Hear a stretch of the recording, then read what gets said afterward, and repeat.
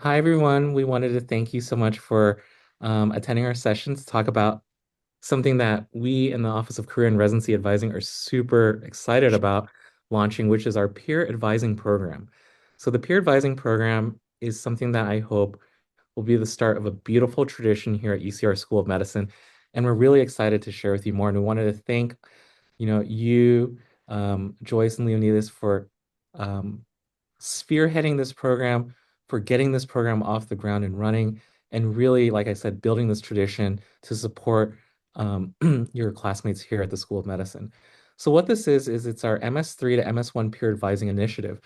Now, this is the first year of the program. Next year, my hope is that we'll have a full cohort where, as the MS3s now, you in this capacity as MS3 are advising our current first year students next year, as you advise them when they become second years, we will have a full cohort of all 4 years of students advising and students being advised. And the goals behind this are to provide mentorship, support, and a real strong sense of community here at School of Medicine with a tie to a match day tradition. And we'll talk about that more in a second. So, in terms of our goals, really it's to support our first year students academically and personally. Think about the things that you've learned so far now that you've gone this far as you're almost entering your fourth year of med school. What are things you wish you knew as a first year student? What are things that you could have done differently? And what are things that would have made you more successful, not just academically, but personally? To establish that peer mentorship network and the community and the sense of belonging, I think is so important across all the different years. And really to build that tradition that I hope will carry on many, many years down the road. Okay. So, in terms of what my hope is in your capacity of serving as an MS3 advisor, is really to number one, serve as a trusted point of contact. Now, while we are launching this program now for the first year students at this point in their training, we'd like to have it at the start of their first year, obviously, and that's our goal next year. But really think about it. When you're a first year student, think about how scary it was when you first started. Yes, it's exciting, but the unknown, the vast amount of knowledge you have to learn every single few weeks to take on a test. And then on top of it, trying to balance your daily life, right? Like, when do I have time to go to the post office and do my bills, or go to the grocery store, or go to the doctor, or check in with family members? How do you balance work, the med school load with life? And those are the practical pieces of advice that I think come differently when it comes from someone like you and who's in the middle of this, right? Versus someone like me who's been out for over 2 decades. It's different. So I think it's really important to hear from you, right? And how do you navigate different opportunities and resources that come up within the School of Medicine? As many of you know, Jennifer Wilson, who is our MS4 career advisor, she sends out wonderful opportunities that are always available to our students. But I think it also um, is different when they hear that it comes from you, right? That, hey, I found this opportunity helpful. Maybe you should check it out. So I think those are things I think would be helpful. Provide encouragement and perspective because your wisdom of what you've learned over these past few years is honestly, in my opinion, priceless.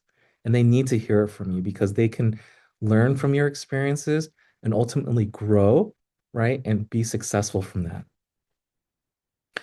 The key support areas that I think would be really, really important are the following. So, giving them strategies about coursework, etc. Right? So those are really, really important, right? Like they want to know those things. Practical advice. How do I do well in this course, this block? What are things that you wish you had known differently about block one, block two, block three?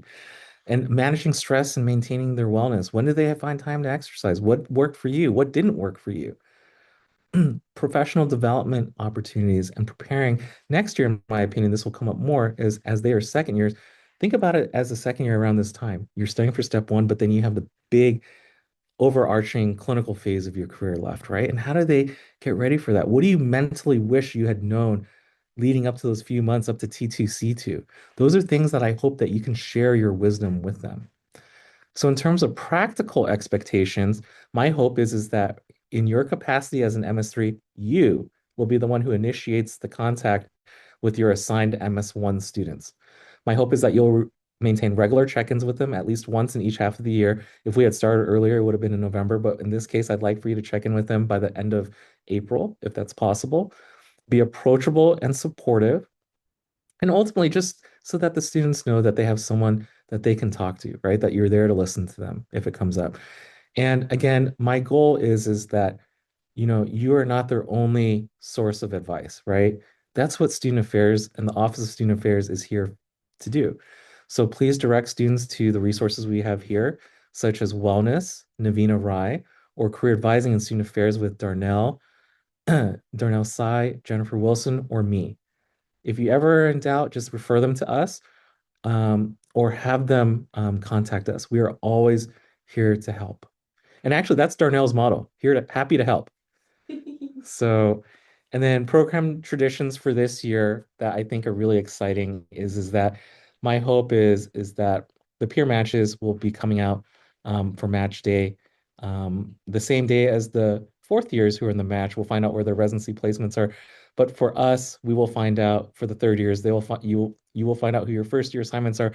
And for the first year students, they will find out who their third year peer advisor will be, peer advising ambassador will be. My hope is that again we can create a legacy of supporting students, supporting each other. And as we've talked about this many times, I think one of the best things that I love about medicine in general is its spirit of paying it forward, right? Like for me to get to this point in my career, I had wonderful people, mentors who helped advise me to get to my point, and I pay it forward every single day when I work with you and your classmates. And I want you to remember that medicine is all about paying it forward to a next generation, and that's literally what you're doing with this program.